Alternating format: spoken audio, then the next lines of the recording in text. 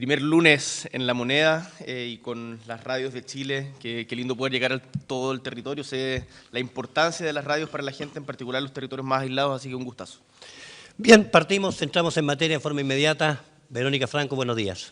Muy buenos días, presidente. Hablemos de seguridad ciudadana. Hace unos días se conoció una encuesta que decía que por primera vez una ley de mano dura contra la delincuencia le parecía a la gente más urgente que una reforma previsional. A lo mejor eso va de la mano de la PGU, pero es otro tema, ¿no? Las últimas cifras dicen que en el país se están cometiendo 2,5 homicidios diarios, que el 30% de ellos corresponde a ajustes de cuentas. ¿Cuál va a ser la primera medida en su gobierno para enfrentarlo? ¿En qué plazo espera tener resultados, más allá de la reforma de las policías, que sabemos que va a tomar más tiempo? A ver, yo creo que en esto tenemos que obligarnos como sociedad a preguntarnos qué es lo que sirve. Porque la idea, en general en políticas públicas, pero en materia de delincuencia, de eslóganes y frases categóricas, ha demostrado no tener mayor utilidad. Todos se recordarán de estos carteles de delincuentes, se les acabó la fiesta y miren cómo estamos hoy día. Entonces, a nosotros nos interesa mucho combatir especialmente el narcotráfico. Vamos a ser muy firmes en eso. Vamos a perseguir la ruta del dinero de los grandes narcotraficantes, centrando nuestra mayor atención desde el punto de vista del orden público hacia los grandes distribuidores y productores y, por otro lado, a los pequeños consumidores, tratarlos más bien desde una perspectiva de salud pública. Y, por otro lado, se aprobó hace poquito una nueva ley de control de armas. Vamos a fortalecer la inteligencia de las policías para aquello. Y lo otro que es muy importante en materia de delincuencia es el apoyo a las víctimas. Las víctimas en general se sienten muy abandonadas. Yo ayer estuve en La Pintana, he tenido varios diálogos con víctimas de delitos violentos, y una de las cosas que nos dicen, por ejemplo, permítame, si nos extendemos un poquito más, démosle. Depende de usted, sí, no hay problema. Nosotros podemos extender. Una mujer que estaba amamantando a su hija en su casa y que murió por una bala loca que llegó adentro de la casa. Esa familia, además de lo trágico y que por supuesto hay que perseguir a quienes cometieron el delito, es necesario también darle un apoyo a las familias para que puedan recuperarse de eso. Y ese apoyo, por ejemplo, hay muchas familias que no quieren volver a vivir en la casa en donde vieron a su familiar morir. Y me contaba la alcaldesa de La Pintana, Claudia Pizarro, que si, por ejemplo, una familia de La Pintana vende su casa, le van a dar menos de 30 millones y por 30 millones no pueden comprar una casa en ninguna parte. Entonces, ¿cómo generamos una institucionalidad de apoyo decidido y firme a las víctimas? Es también uno de los desafíos principales que tenemos del gobierno. Eso, y en la prevención. Y en la prevención, por cierto. Eso, como tú decías, además de la reforma de las policías para que haya mayor dotación policial en los lugares donde más se necesitan. Y, por cierto, la prevención... Presidente. En donde, termino con esto. Ayer uno de los hitos en La Pintana fue la Orquesta Sinfónica de La Pintana. Una orquesta que salva vidas. Entonces, ¿cómo fomentamos la cultura, la recuperación de los barrios en los territorios en conjunto con los alcaldes y las autoridades locales? Es tremendamente importante para enfrentar la delincuencia. ¿Seguirá habiendo comunas y poblaciones donde Carabineros no pueden entrar o donde no pueden moverse porque hay una comisaría y una subcomisaría en La Pintana, precisamente, la 41 y el Castillo, para casi 200.000 habitantes, y otras comunas, la población La Legua, donde puede haber disparos al aire toda la noche y Carabineros llega pero se queda en los alrededores? Sí. ¿O se van a seguir escoltando funerales narcos? En San Joaquín, tú mencionabas San Joaquín, La Pintana, eso también pasa en regiones. Ojo, hay lugares muy peligrosos en regiones. Uno tiene que ser muy cuidadoso en esto. Yo no quiero hacer promesas al aire y de decir vamos a mandar a gente de manera temeraria. Pero evidentemente el Estado tiene que recuperar el control en todo el territorio. Y a mí me gustaría personalmente, con las medidas de seguridad que sean necesarias, también recorrer los lugares difíciles, estar en terreno, conversar con los vecinos. Entonces no debieran haber territorios inaccesibles para la fuerza pública. Presidente, me quedan 30 segundos. ¿Está dispuesto a usar el indulto presidencial en casos donde ya exista condena por delitos asociados al estallido social? No lo descarto. Usted en campaña en diciembre decía que si en el gobierno se equivocaban, esperaba que la gente movilizándose les ayudara. El viernes, sin embargo, hubo gente movilizándose y que fue repelida por Carabineros ahí a la altura del GAM. ¿Cuál va a ser la actitud entonces? Es que hay que distinguir, por cierto, las formas de movilización. Yo entiendo como movilización lo que pasó al frente de la Plaza de la Constitución, por ejemplo. Eso fue una gran movilización popular. O cuando... ¿Eso significa que no habrá más permiso para reunirse, o no sé si permiso oficial, digamos, para reunirse en la Plaza Italia o Plaza de la dignidad? No es que se pida permiso hoy día. No, por cierto. Hay una discusión constitucional y jurídica respecto a la lógica de pedir permiso previo para poder reunirse. Es una discusión, recuerdo, en derecho comparado que no está zanjada. Pero claramente la violencia no es la vía, y yo le digo a quienes permanentemente insisten en causar destrozos, solo se distancian de las causas que dicen defender. Y nosotros vamos a aplicar el rigor de la ley contra quienes crean que destruyendo el inmobiliario público o privado pueden conseguir algo. Muchas gracias. Jessica Castañeda, para su momento con el presidente. Muy buenos días, presidente. Jessica Castañeda. Su gobierno ya confirmó que no se va a renovar el estado de excepción constitucional de emergencia en la macrozona sur. En breve, ¿cuáles van a ser las medidas que se van a implementar ya el 27 de febrero? Sabemos que la ministra del Interior, Isquia Siches, viaja a la zona. ¿Con quiénes viajan? ¿Con quiénes se reúnen? Bueno, efectivamente, nosotros hemos decidido no renovar el estado de excepción. No lo vamos a retirar antes porque creemos que acá hay que hacer un retiro ordenado de las fuerzas militares. Isquia va a viajar, la ministra del Interior va a viajar esta semana en conjunto con Hoy su equipo. Supone. Llega mañana. Eso es un trascendido, me está sacando mentira.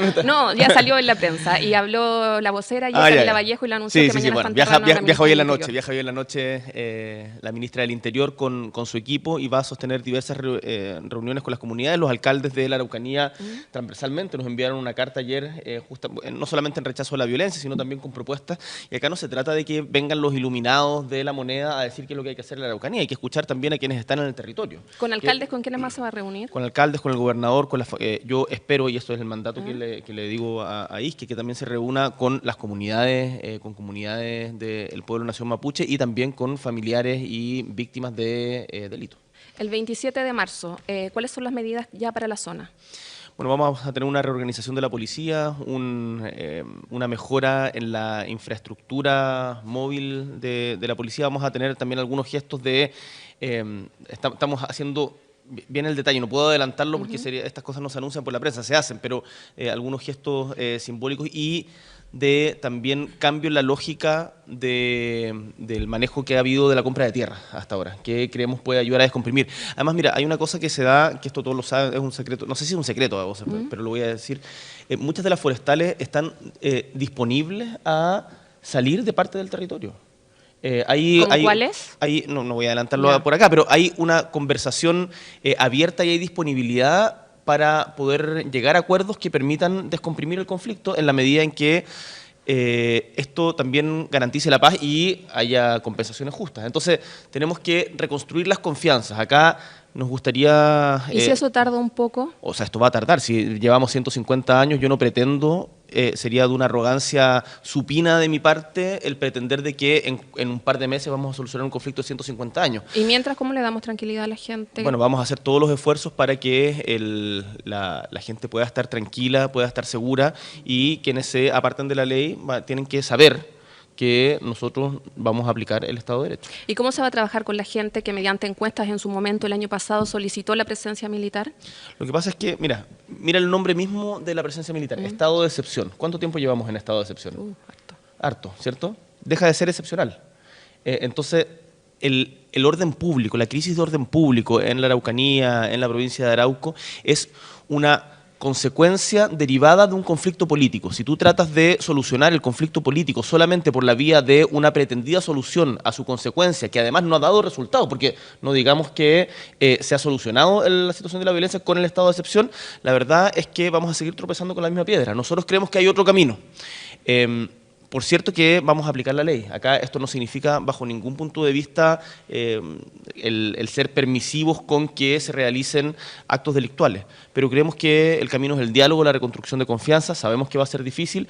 Esperamos ir contando y sumando reciprocidad. ¿Y si eso se demora un poco, inmediatamente? No, yo lo digo, se va a demorar un poco, eso no tengo ninguna duda de que se va a demorar. ¿Y mientras siguen quemando camiones, pero si hoy día están quemando camiones. El fin de semana, y esto con estado de excepción, y durante los últimos meses del gobierno del presidente Piñera también hubo, y esto no es un problema del presidente Piñera, no le quiero culpar a él, esto viene desde, si no me equivoco, los primeros atentados en Lumaco fueron en 1997, de 1997 en adelante hemos tenido una escalada y no se ha logrado una solución. Entonces, yo invito a todos a que en esto tengamos conciencia de la dificultad del problema, acá tenemos toda la voluntad de abordarlo, no le vamos a hacer el quite, por eso nuestra ministra del Interior es el primer viaje que tiene, el primer día hábil de trabajo, porque vamos a estar ahí. Muchas gracias. Connie, Un gustazo.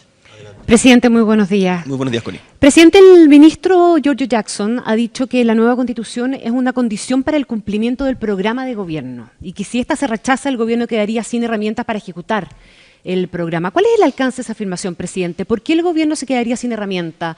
O más fácil, ¿qué aspectos del gobierno dependen de una nueva Constitución? Nosotros tenemos un programa que presupone o que busca transformaciones profundas y estructurales que avancen, como he dicho y reiterado permanentemente, aunque algunos columnistas parecieran no escuchar esto, de manera gradual y logrando ojalá las más amplias mayorías y los más amplios consensos. Y el proceso constituyente ha sido parte de nuestro programa y de nuestra plataforma política desde hace muchos años, incluso desde la época del movimiento estudiantil. Ahora, nosotros vamos a trabajar con las herramientas que tengamos y por lo tanto el éxito o fracaso del gobierno no depende de la nueva Constitución. Es que la nueva Constitución, yo lo pondría al revés, la nueva Constitución no es para este gobierno, es para todos los chilenos y chilenas y pensando en un plazo de 50 años. Recordemos la Constitución de 1833.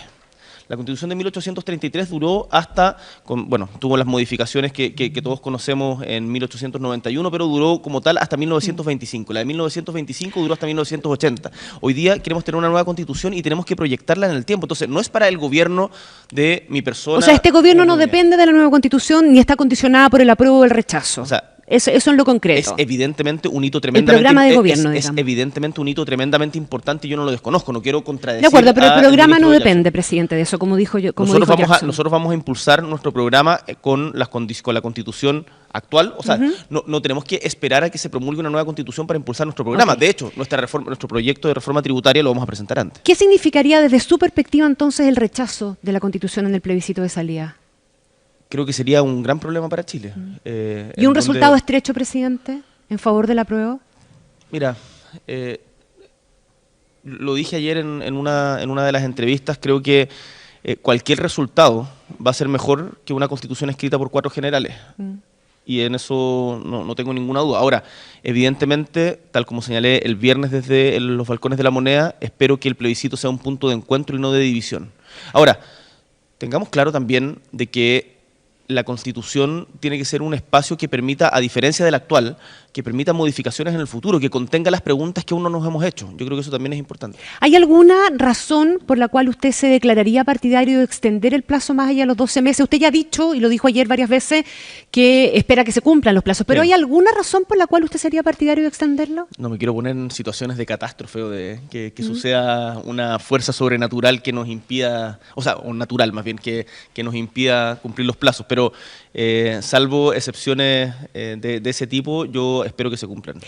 ¿Le preocupa, presidente, que el proceso constituyente esté desatendiendo ese llamado a la unidad y a construir una constitución para todos, respetando las minorías, etcétera, aunque sea reflejo obviamente de una mayoría, y que esté operando un poquitito la lógica de llevarse la pelota para la casa por parte de algunos grupos de convencionales? Hay ejemplos de comisiones, ¿verdad? Se ha dado mucho el ejemplo de la Comisión de Medio Ambiente, por ejemplo, para graficar pero la Comisión de Medio Ambiente, Connie, la Comisión de Medio Ambiente en su primera pasada por el Pleno se le rechazaron 22 de los 30 artículos que presentaron. Entonces, si una comisión actúa de una manera en que no logra los consensos, queda demostrado en el Pleno que su articulado no va a ser aprobado. Entonces, existe el deber, no solamente un deber ético y moral, sino el deber práctico de, para avanzar, buscar mayores consensos.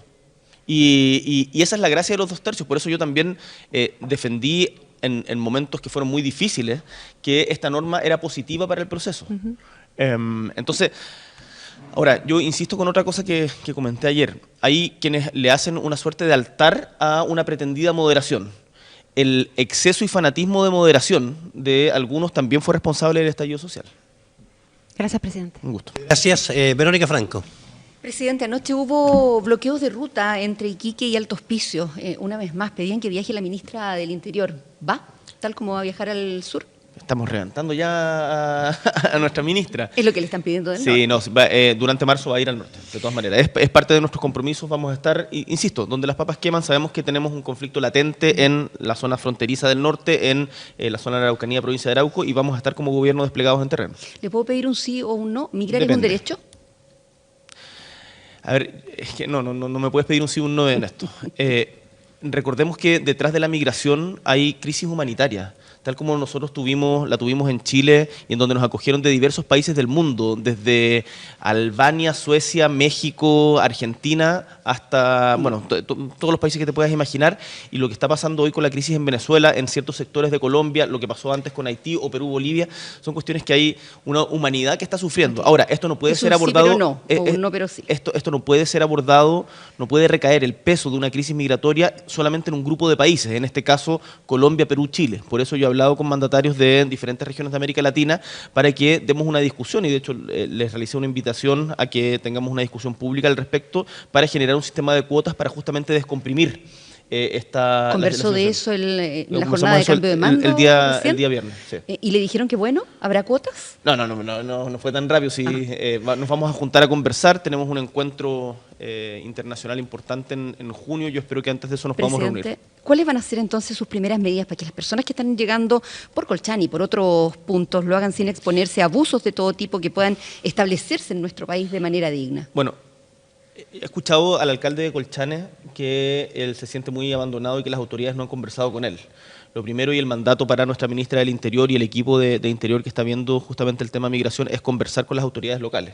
Vamos a conversar con el alcalde de Colchane, con el alcalde de San Pedro de la Paz, con el alcalde de Antofagasta, con el gobernador Ricardo Díaz, con todos quienes sea necesario para también, insisto, a ver, nosotros tenemos ideas de cómo hacer las cosas, tenemos equipos trabajando en cómo se hacen las cosas. Muchas de estas no se anuncian por la prensa porque se hacen y ustedes juzgarán y evaluarán en su mérito si es que resultan. Presidente.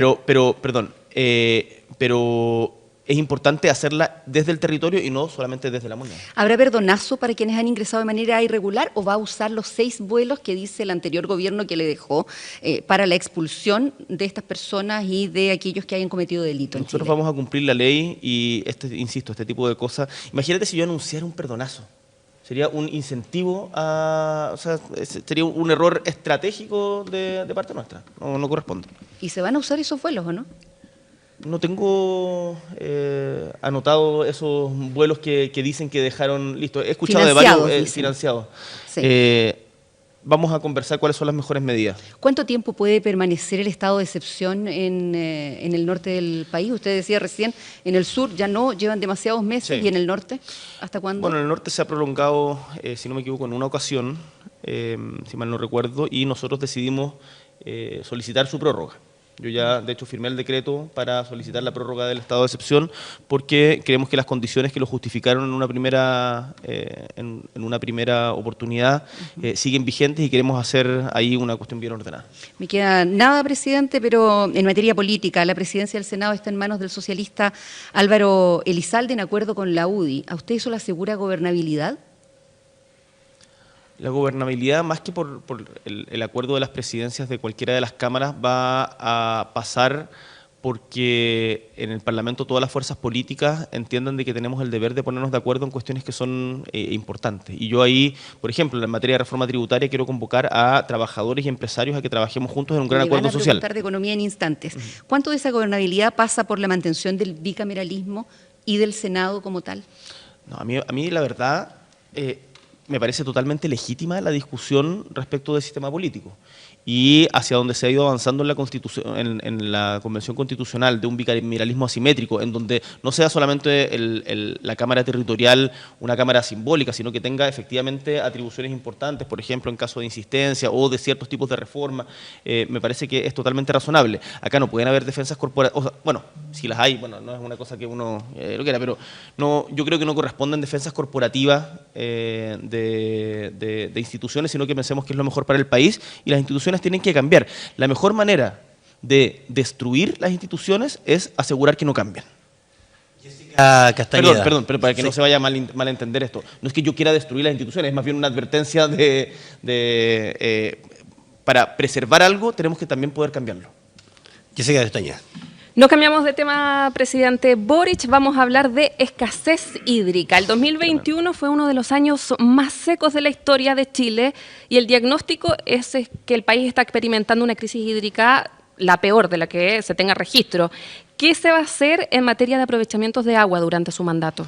Bueno, eso es uno de los principales desafíos que tenemos como país. Yo espero y me imagino que vamos a tener también gran consenso en que tenemos que enfrentarlo juntos. Acá tenemos dos problemas que son distintos. Uno es la sequía y por lo tanto las causas naturales, muchas producidas por el ser humano, pero eso va más allá de la voluntad de Chile, de la sequía. Y otro es el uso de agua. Tenemos que, mejorar el razonamiento de agua y terminar, y esto también es parte del debate constitucional, con la concentración de derechos de agua que existen en ciertos lugares que han dejado en particular a la agricultura campesina sin ningún tipo de recursos. O sea, cuando nosotros hemos dicho no es solo sequía, también es saqueo, yo lo reitero, creo que es cierto. Además, vamos a seguir potenciando la solución de plantas desalinizadoras. Pero eso funciona como en la minería, pero es como caro para la agricultura, ¿o no? No necesariamente solamente la minería. Funciona hoy día, por ejemplo, Antofagasta tiene el abastecimiento de agua potable en la ciudad es a partir de agua desalinizada. Entonces, depende dónde esto. Ahora, las aguas grises, por ejemplo, mejorar el aprovechamiento de las aguas grises para justamente el riego de la agricultura. Es algo que vamos a desarrollar, lo hemos conversado con el ministro de Agricultura, designamos a una persona muy competente en la CNA, en la CNR. No, la Comisión Nacional de Riego. En la Comisión Nacional de Riego me refiero, yo no designo a la gente de la SNA, ahí sí que entraríamos en conflicto de intereses, la Sociedad Nacional de Agricultura. Así que lo vamos a abordar desde diferentes frentes, pero sabemos que ahí tenemos un problema grave que escapa no es un problema solamente que se puede abordar en Chile, es otra cosa que también conversamos con otros mandatarios. Ayer, por ejemplo, tuve una larga conversación con Justin Trudeau, en donde estuvimos conversando cerca de 1 hora y uno de los puntos fue justamente cómo enfrentamos en conjunto la crisis climática y vamos a hacer iniciativas en conjunto para proponerle al mundo soluciones en esta materia. Presidente Boric, el expresidente Piñera, la expresidenta Michelle Bachelet trabajaron mucho en temas de embalses. ¿Están contemplados embalses, quizás no grandes obras porque llevan mucho tiempo, pero medianos, pequeños embalses que son más efectivos en el corto plazo? Bueno, hay algunos que están proyectados actualmente y que ya están avanzados. Respecto a los embalses, tenemos que hacerlo en conjunto con las comunidades. No queremos repetir la experiencia de Ralco, en donde en el Alto Biobío se terminó también matando la cultura de un pueblo para poder construir esto. Tenemos que buscar un sano equilibrio entre las necesidades de todo el país y las comunidades que habitan las zonas que se requiere intervenir.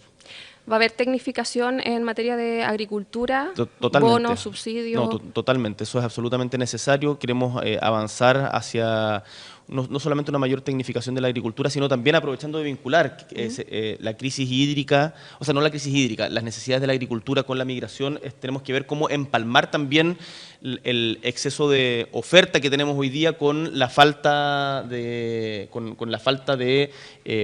trabajo que existe en ciertos sectores de la agricultura. ¿Y en la región metropolitana está pronosticado tomar medidas al respecto por la escasez de agua? Bueno, ahí tenemos un problema en particular en el sector oriente, en donde no podemos descartar, lo digo de inmediato, y esto es algo que ojalá no lleguemos a esto, pero no podemos descartar eventuales razonamientos de agua, dado el nivel de la crisis. ¿Desde cuándo? No voy a dar una fecha ahora, depende también de las condiciones que tengamos climáticas, pero es algo que el presidente Piñera, de hecho, me advirtió que es algo que más allá de su voluntad, iba a ser un tema sobre la mesa. Me decía que había abastecimiento asegurado hasta mediados del segundo semestre, pero después depende mucho de cómo se nos venga el invierno. Entonces, yo no lo descarto y ahí hago un llamado en particular a las familias del sector oriente y también a las alcaldías a utilizar todas las medidas de ahorro posibles, en particular en materia de riego, no regar durante el día, el cuidar mucho más el consumo y bueno. Vi que la alcaldesa de Vitacura, Camila Merino, había tomado ciertas medidas interesantes en esta materia. Todas las buenas medidas, independiente de dónde vengan, las vamos a replicar. Cortito, racionamiento. ¿Solo sector oriente o región metropolitana en general? Mira, no te lo puedo adelantar este primer día que estoy acá. Ojalá que no lleguemos a razonamiento en ninguna parte, pero si es necesario no pueden pagar justos por pecadores. Ese es mi punto. Muchas gracias. Connie Stipicic. Presidente, aumentar en 5 puntos la recaudación del PIB es una meta grande, la mayor de las 2 reformas que se han hecho en democracia, ¿verdad? Usted ya se le ha recordado en varias conversaciones con medios que eso se va a dar en un contexto complejo de conflicto internacional, deterioro de los términos de intercambio, además de las reformas que usted mismo tiene propuestas como parte de su gobierno. ¿Por dónde va a partir, presidente? Para, además también, como dijo el ministro de Hacienda, Mario Marcel, posibilitar que las cosas se hagan bien. Connie, ¿te imaginas como algún momento en que se diga, este es un momento propicio para una reforma tributaria? No. ¿Alguien se imagina que se diga eso? No, siempre se van a encontrar obstáculos para esto. Lo que yo creo que también en el empresariado hay bastante consenso de que si esto se hace bien, podemos avanzar juntos. Ahora, hacer las cosas bien. Y esto no lo vamos a plantear de manera adversarial. Esto no es contra las grandes empresas. Usted ha hablado de generar un pacto fiscal, Así ¿verdad? es. Pero déjeme preguntarle si hacer las cosas bien puede significar también reconocer en algún momento que puede ser necesario bajar la meta, por ejemplo, que los 5 puntos pueden ser demasiado ambiciosos. Mire, nosotros tenemos una dirección, vamos a mantener firme el timón en esa dirección. Evidentemente las condiciones del viaje van a estar determinadas por una serie de factores que no puedo predecir yo, pero lo que le puedo asegurar es que, uno, todo gasto permanente que hagamos va a estar sustentado en ingresos permanentes y por lo tanto acá en materia de disciplina fiscal vamos a ser tremendamente rigurosos. Y lo que dijo el ministro Marcel es muy importante. Acá él no viene porque también se le ha dibujado a él como una suerte de también gurú de la moderación. Yo creo que Mario Marcel es un hombre profundamente progresista y hacer él las dijo cosas... que no venía a impedir que las cosas se hicieran, sino que se hicieran bien. A que se hicieran bien. bien. Que se hicieran bien. Ahora, Y yo por eso confío profundamente en él. Respecto en de este eso trabajo. y respecto de la gradualidad y de él que es el piloto de ese avión por lo menos, ¿verdad? ¿El ministro de Hacienda cuenta con su respaldo total e incondicional entonces? Ningún ministro cuenta, todos los ministros cuentan con mi respaldo total y ningún respaldo es incondicional.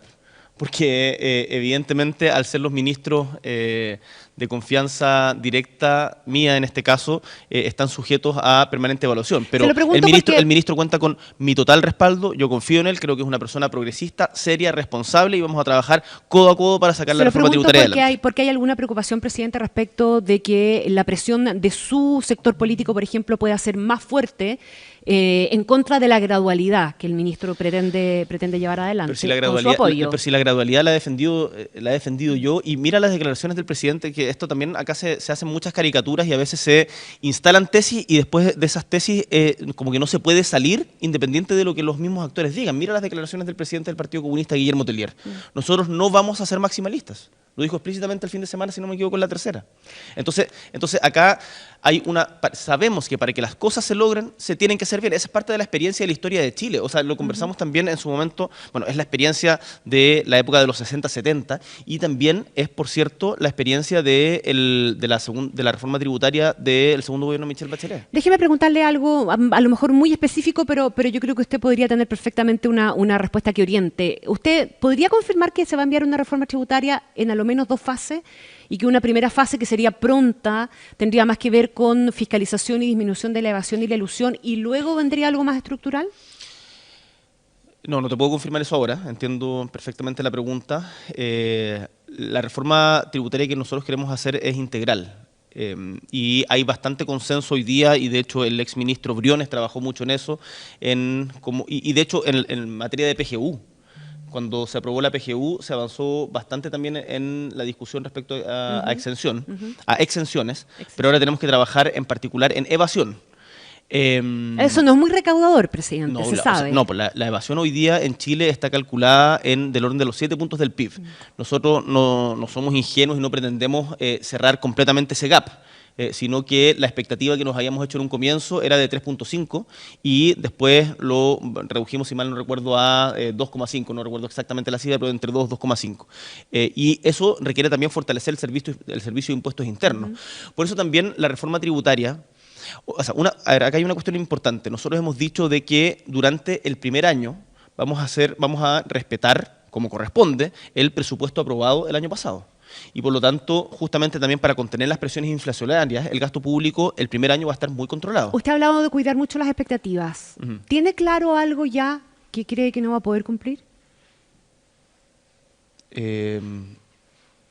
hacer deporte, dormir harto, dormir harto.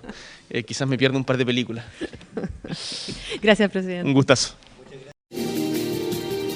Maray Televisión. Lo escuchas, lo ves.